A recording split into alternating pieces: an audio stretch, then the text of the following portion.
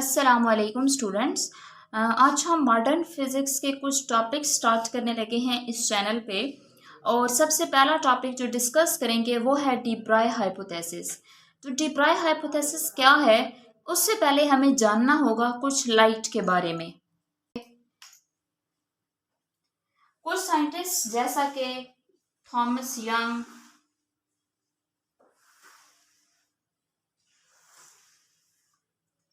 Christian हाइगन,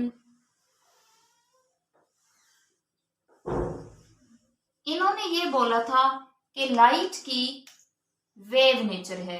ठीक है, इन्होंने लाइट की वेव नेचर के बारे में डिस्क्राइब किया था अपने एक्सपेरिमेंट्स के जरिए से कि लाइट जब ट्रेवल करती है तो वो एज अ वेव बिहेव करती है। लेकिन कुछ साइंटिस्ट जैसा कि आइजैक न्यूटन और मैक्स प्लैंक वगैरह ने इन्होंने बोला था कि लाइट की पार्टिकल नेचर है। पार्टिकल नेचर मतलब कि light as a matter, as a particle behave करती है। फाइनल लेकिन अल्बर्ट आइंस्टाइन ने लाइट के बारे में एक फाइनल डिसीजन दिया था, और वो ये था कि लाइट की डुअल नेचर होती है। डुअल नेचर का क्या मतलब है? डुअल नेचर ऑफ लाइट, इसका मतलब है कि लाइट एज अ वेव भी बिहेव करती है और एज अ पार्टिकल भी बिहेव करती है। लाइट एज अ वेव भी बिहेव करेगी और लाइट एज अ पार्टिकल भी बिहेव करेगी। और इसका कॉन्सेप्ट किसने दिया था? अल्बर्ट आइंस्टाइन ने। उसने कहा था कि बाकी साइंटिस्ट की बातें अपनी अपनी जगह पे ठीक हैं, means to say that light की सिंगल नेचर नहीं है, फिर उसकी डुअल नेचर है। तो लाइट एज अ वेव कब बिहेव करती है और लाइट एज अ पार्टिकल कब बिहेव करती है, ये चीज हमने देखनी है। लाइट वेव नेचर पोजेस करती है जब ये ट्रेवल करती है, यानी कि वेव नेचर ऑफ लाइट कब सामने आएगी? When it travels, when light travels. और इसके बारे में जो इससे रिलेटेड एक्सपेरिमेंट्स हैं या आप कह सकते हैं कि फिनोमेनास हैं, वो कौन कौन से हैं? इंटरफेरेंस है, जिससे ये पता चलता है कि लाइट जो है वो एज अ वेव बिहेव करती है। रिफ्लेक्शन है, डायफ्रैक्शन है, इसके अलावा रेयरफेक्शन है, एटसेट्रा। तो वो सारे फिनोमेनास में लाइट ट्रेवल कर रही होती है, जिससे उसकी वेव नेचर निकल के सामने आती है। और पार्टिकल नेचर ऑफ लाइट कब सामने आती है? व्हेन इट हिट्स समथिंग, यानी कि जब वो किसी चीज के साथ कोलाइड करती है। व्हेन इट हिट्स समथिंग, या आप कह सकते हैं व्हेन इट मेक्स कोलिजन। और इससे रिलेटेड जो फिनोमेनास हैं वो कौन कौन से हैं? फोटो इलेक्ट्रिक इफेक्ट है। फोटो इलेक्ट्रिक इफेक्ट में लाइट को एक मेटल सरफेस के ऊपर फॉल कराया जाता है और लाइट अब्जॉर्ब हो जाती है उस मेटल में और उसके इलेक्ट्रॉन्स को बाहर निकालती है और लाइट एनर्जी इलेक्ट्रिकल एनर्जी में कन्वर्ट हो जाती है। कॉम्पटन इफेक्ट है, कॉम्पटन स्कैटरिंग होती है इसमें। जब लाइट किसी मेटल के ऊपर फॉल करती है तो वो खुद भी स्कैटर हो जाती है और उसके इलेक्ट्रॉन्स को भी वहां से निकाल के स्कैटर करती है। तो ये पार्टिकल नेचर ऑफ लाइट को ये दो जो एक्सपेरिमेंट्स हैं ये सामने लेकर आते हैं। तो ये इस सारी बात से हमें पता चला है कि light has dual nature. Light की डुअल नेचर को डीपली स्टडी करने के बाद लुई डी ब्राय ने एक हाइपोथेसिस दिया। उसका ये मानना था कि जिस तरह से लाइट की डुअल नेचर है, इस तरह से मैटर की, मींस मैस की या पार्टिकल की भी डुअल नेचर होती है। और ये एक्सपेरिमेंट नहीं था बल्कि ये एक हाइपोथेसिस था, ये उसके माइंड में एक बात थी जिसको बाद में एक्सपेरिमेंट के प्रूव किया गया। ये कब दिया था, किसने दिया था? लुई डी ब्राय ने इन 1924। उसने कहा था कि according to Einstein's mass energy relation E is equal to mc², energy और मैस एक दूसरे में इंटर कन्वर्टेबल हैं, यानी कि ये मैस मींस कि मैटर एनर्जी में कन्वर्ट हो सकता है, तो एनर्जी भी मैटर में कन्वर्ट हो सकती है। तो इसका मतलब है कि एनर्जी यानी कि लाइट और मैटर एक दूसरे में इंटर कन्वर्टेबल हैं। तो इसलिए मैटर की भी डुअल नेचर होनी चाहिए, यानी कि मैटर को मैस को as a particle as a mass itself भी बिहेव करना चाहिए और उसको एज अ वेव भी बिहेव करना चाहिए। तो यहाँ पर हम इस चीज को लिख लेते हैं कि मैटर इसकी भी डुअल नेचर होगी। पहली नेचर होगी वेव नेचर और फिर होगी पार्टिकल नेचर। और ये मैटर भी एज अ वेव बिहेव करेगा when it travels from one place to another. जैसे कि लाइट जब ट्रेवल करती है तो वो एज अ वेव बिहेव करती है, और एज अ पार्टिकल बिहेव करेगा, as a mass as a matter behave करेगा when it collides with something. तो देखते हैं इसको मैथमेटिकली कि किस तरह से इसकी वेव लाइक और पार्टिकल लाइक प्रॉपर्टीज को कनेक्ट किया गया है। अब सबसे पहले हम देख लेते हैं कि जो लाइट की डुअल नेचर है वो किस तरह से मैथमेटिकली सामने आती है। तो सबसे पहली बात है कि जब रेडिएशन यानी लाइट ट्रैवल करती है, वो एज अ वेव बिहेव करती है, तो उस टाइम पर उसकी एनर्जी क्या होती है।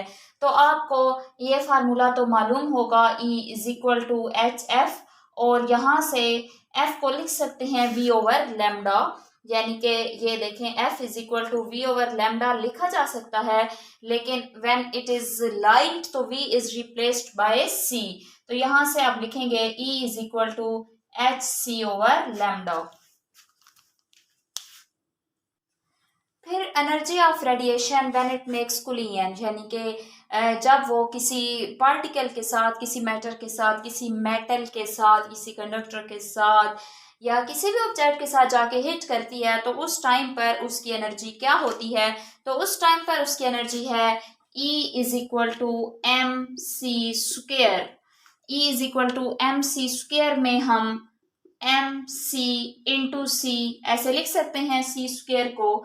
और यहाँ पे mc क्या है आपके पास, फार्मूला आपको पता है मोमेंटम का, P is equal to mv, and when it is light V is replaced by C, तो P is equal to mc।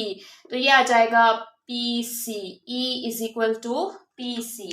तो ये दो एनर्जी की इक्वेशंस आ गई हैं, एक उस टाइम पे जब वो एज अ वेव बिहेव करे और एक उस टाइम पे जब वो एज अ पार्टिकल बिहेव करे, जब वो किसी चीज के साथ जाके हिट करे। अब हम इन दोनों को कंपेयर कर सकते हैं, इसको आप इक्वेशन 2 बोल दें।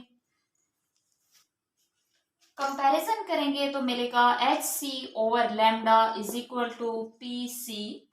यहाँ पे C से कैंसिल हो जाएगा और इसको आप लिख सकते हैं H over lambda is equal to P। Lambda अलग करेंगे तो H ओवर P आ जाएगा। तो ये रिलेशनशिप क्या बताता है, ये बताता है कि वेव लेंथ और मोमेंटम किस तरह से आपस में रिलेटेड हैं। H इज प्लैंक्स कांस्टेंट, तो यहाँ से मैं इसको ऐसे भी लिख सकती हूँ, lambda is inversely proportional to P। ठीक है, तो lambda is the wavelength of moving light and P is equal to mc which is the momentum of light. और जब लाइट हिट करेगी किसी चीज के साथ तो वो अपना मोमेंटम उसको दे देगी। तो ये थी डुअलिटी ऑफ रेडिएशन। अब बात कर रहे हैं डुअलिटी ऑफ मैटर की, क्योंकि मैटर की भी डुअल नेचर है तो वो फार्मूला इधर भी लग सकता है, lambda is equal to H over P। और ये कैसे डिराइव होके आया है, from comparing the equations of energy for light when it behaves as a wave as well as behaves as a matter. लेकिन यहाँ पर जब मैटर की बात है तो matter as a wave as a light, जैसे कि लाइट बिहेव करती है वेव की तरह, रेडिएशन की तरह, ऐसे भी बिहेव करना है मैटर को, और मैटर को मैटर की तरह, पार्टिकल की तरह भी बिहेव करना है। तो ये रिलेशन लग तो सकता है यहाँ पे, लेकिन ये जो P है, P वहां पर रेडिएशन के केस में P mc के बराबर था, लेकिन ये होगा mv के बराबर। यहाँ पे ये mc के बराबर क्यों नहीं हो सकता? क्योंकि जो भी मैटर है उसकी स्पीड, मैटर की स्पीड, पार्टिकल की स्पीड, ऑब्जेक्ट्स की स्पीड, चाहे वो माइक्रोस्कोपिक हो चाहे वो मैक्रोस्कोपिक हो, वो कभी भी स्पीड ऑफ लाइट से, फोटॉन्स की स्पीड से तो मूव नहीं कर सकते। तो इसलिए c को हम जो है वो v लिखेंगे। It could be any other value than c। ठीक हो गया। आप देखिए कि हमने बोला है कि matter as a wave behave करता है, जिसकी वेवलेंथ भी सामने है आपके। तो हमारे आसपास जितने भी ऑब्जेक्ट्स हैं उन सबको एज अ वेव बिहेव करना चाहिए। उनसे रिलेटेड जितनी वेव लाइक प्रॉपर्टीज़ हैं वो हमारे सामने होनी चाहिए, उनको वेव लाइक फिनोमेनन्स को दिखाना चाहिए, इंटरफेरेंस, रिफ्लेक्शन, डायफ्रैक्शन वगैरह को। लेकिन ऐसा नहीं होता। हमें तो कोई भी जो ऑब्जेक्ट है अपने आसपास वो वेव के तौर पे बिहेव करता हुआ दिखाई नहीं देता। तो फिर मैटर की, मैसेस की, ऑब्जेक्ट्स की जो वेव नेचर है वो कैसे सामने आएगी अगर वो वाकई एज अ वेव बिहेव करते हैं? तो पहले हम इस क्वेश्चन का आंसर देंगे कि वो एज अ वेव बिहेव करते हैं तो हमें दिखाई क्यों नहीं देते। तो ये आप देख सकते हैं इक्वेशन के अंदर lambda is equal to H over M V के अंदर mass is inversely related to the wavelength. अब जिसका मैस जितना ज्यादा होगा उसकी वेवलेंथ उतनी ही कम होगी। तो जो हैवी ऑब्जेक्ट्स होते हैं, मैक्रोस्कोपिक ऑब्जेक्ट्स, जिनको आप नेकेड आई से ऑब्जर्व कर सकते हैं, उनका मैस ज़्यादा होता है तो उनकी वेवलेंथ बहुत स्मॉल होती है। उनकी जो वेवलेंथ है वो न्यूक्लियस के साइज से भी स्मॉल होती है, तो इसलिए हम उसको ऑब्जर्व नहीं कर सकते। लेकिन उसके मुकाबले में जो माइक्रोस्कोपिक ऑब्जेक्ट्स होंगे उनका मैस कम होगा, एम की वैल्यू कम लगाएंगे तो लैम्डा ज़्यादा आएगा। जब वेवलेंथ ज़्यादा होगी तो उसको हम ऑब्जर्व कर सकेंगे। तो इस चीज़ को हम एग्जाम्पल के ज़रिए से डिस्कस करेंगे। तो स्टूडेंट्स आप देख सकते हैं बोर्ड की तरफ कि मैंने मैक्रोस्कोपिक ऑब्जेक्ट और माइक्रोस्कोपिक ऑब्जेक्ट की वेवलेंथ्स को कैलकुलेट करना है। तो फार्मूला जो हमने लगाना है वो ऑलरेडी ऊपर लिख लिया है। ऐसा माइक्रोस्कोपिक ऑब्जेक्ट मैंने यहाँ पे बॉल ली है जिसका मैस 0.5 kg है, हाफ kg है, और उसकी स्पीड को लिया है 13.3 मीटर पर सेकेंड। अब आप इस फार्मूला में सब्स्टिट्यूट करेंगे तो lambda is equal to H, Planck's constant है 6.63 10⁻⁻34 डिवाइडेड बाय मैस है आपके पास 0.5 और वेलोसिटी है 13.3। तो स्टूडेंट्स कैलकुलेटर से कैलकुलेट कर लेते हैं। हमारे पास आंसर आएगा 1.5 इंटू 10⁻⁻34 मीटर। अब आप देख सकते हैं दिस इज वेरी स्मॉल। क्यों? क्योंकि 10 की पावर है -34। तो जितनी 10 की पावर नेगेटिव में ज्यादा होती है उतना ही आंसर छोटा आता है। इसका मतलब ये होता है कि 0 पॉइंट के बाद बेशुमार जीरोस हैं और उसके बाद ये आपके पास इक्वेशन ये वैल्यू होगी। तो इसका मतलब ये हुआ कि ये तो बहुत ही छोटी वैल्यू है। इतनी छोटी वैल्यू हमें कैसे सामने आएगी? हम तो उसको नहीं देख सकते, आम आंख से उसको ऑब्जर्व नहीं कर सकते, किसी भी तरह से डिटेक्ट नहीं कर सकते। तो यही रीजन है कि जो मैक्रोस्कोपिक ऑब्जेक्ट्स होते हैं उनसे एसोसिएटेड वेवलेंथ हमारे लिए डिटेक्ट करना और मेजर करना पॉसिबल नहीं है, क्योंकि ये इतनी स्मॉल होती है। अब हम माइक्रोस्कोपिक ऑब्जेक्ट्स की बात करते हैं, पार्टिकल्स की बात करते हैं। Lambda is equal to H over M V में आप पुट कर लें, हमने एज अ माइक्रोस्कोपिक पार्टिकल लिया है इलेक्ट्रॉन को। तो एच प्लैंक्स कांस्टेंट है 6.63 10⁻⁻34 और मैस ऑफ इलेक्ट्रॉन है 9.1 इंटू 10 की पावर -31 और स्पीड है 1 इंटू 10 की पावर 7। और ये हमारे पास आंसर बनेगा 7.2 इंटू 10⁻⁻11 मीटर। तो ये जो वेवलेंथ है ये उससे ज्यादा है। मैक्रोस्कोपिक ऑब्जेक्ट की जो वेवलेंथ आई है, बॉल के से एसोसिएटेड जो वेवलेंथ है वो उससे उसके मुकाबले में ये ज्यादा है, वो कम है। तो इसका मतलब है कि इसको मेजर किया जा सकता है, इसको डिटेक्ट किया जा सकता है, क्योंकि जो एक्स रेज की वेवलेंथ होती है ना वो भी इसी ऑर्डर में होती है, 10⁻⁻10 मीटर में होती है। तो वो भी तो डिटेक्टेबल है, मेजरेबल है, तो ये 10⁻⁻11 है। तो इस वजह से ये इससे रिलेटेड है, तो इसलिए हम इसको मेजर कर सकते हैं। तो हम यहाँ पर कह सकते हैं कि जो मैटर है वो भी फिर एज अ वेव बिहेव करेगा, लेकिन कौन सा मैटर? इलेक्ट्रॉन के केस में ये आंसर आया है। तो जो माइक्रोस्कोपिक पार्टिकल होगा, छोटा मैस होगा, जिस ऑब्जेक्ट का जितना ज़्यादा उसकी वेवलेंथ उतनी ज़्यादा आएगी जितना स्मॉल मैस होगा, और वो वेवलेंथ डिटेक्टेबल होगी। तो ये यहाँ से हमें कंफर्म हो जाता है कि इलेक्ट्रॉन की डुअल नेचर है, यानी कि मैटर की, पार्टिकल की डुअल नेचर है। वो एज अ पार्टिकल इटसेल्फ तो बिहेव करेगा ही करेगा, लेकिन वो एज अ वेव भी बिहेव करेगा। तो ये था हमारा टॉपिक डी ब्राय हाइपोथेसिस। अब इसके बाद हम एक एक्सपेरिमेंट करेंगे, डेविसन चैल्मर एक्सपेरिमेंट, इंशाल्लाह नेक्स्ट वीडियो में। और वो उससे फिर एक्सपेरिमेंटली प्रूफ किया जाएगा कि किस तरह से इलेक्ट्रॉन वाकई एज अ वेव बिहेव करता है।